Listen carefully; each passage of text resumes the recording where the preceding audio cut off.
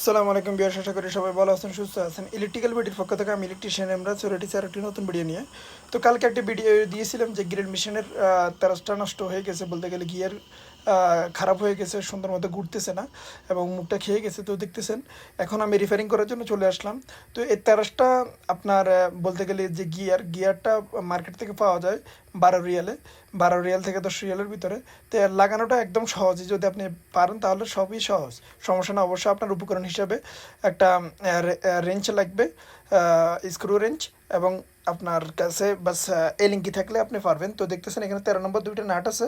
প্রথমে আমি ব্যারিং থেকে প্রথমে 13 নম্বর যে নাটগুলো আছে এগুলোকে খুলে নিতেছি। তারপরে কাঁচরাগুলো হাটিয়ে দেওয়ার পরে এখানে দেখতেছেন 4 নম্বর যে এলিঙ্কি আছে, 4 নম্বর 4 mm যে এলিঙ্কি আছে, এলিঙ্কি দিয়ে প্রথমে এক সাইডের নাটটা খুলে নিতেছি। পরবর্তীতে একটু ঘুরিয়ে আর একটি নাটও খুলে নিতেছি। এখানে ব্যারিংয়ের মধ্যে দুইটা এলিঙ্কি দিয়ে অ্যাডজাস্ট করা থাকে।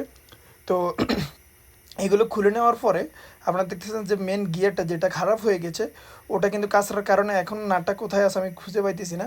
তো এখন দেখতেছেন এলিঙ্কি দিয়ে আমি সাফাই করে করে কিন্তু আমি নাটটা বের করতেছি।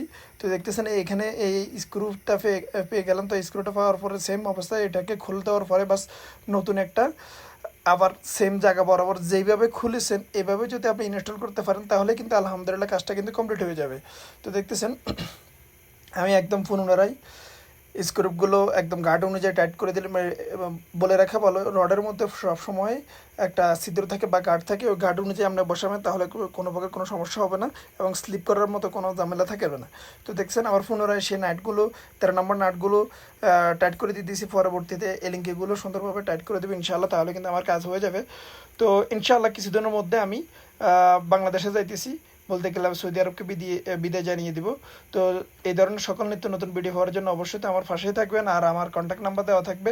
আপনাদের যত ধরনের কাজ আছে ইনশাআল্লাহ, যদি ভালো ইলেকট্রিশিয়ান ভালো কাজ করাতে চান তাহলে অবশ্যই আমার সাথে কন্ট্যাক্ট করবেন এবং আমাকে সহযোগিতা করবেন আপনাদের মূল্যবান কাজ দিয়ে।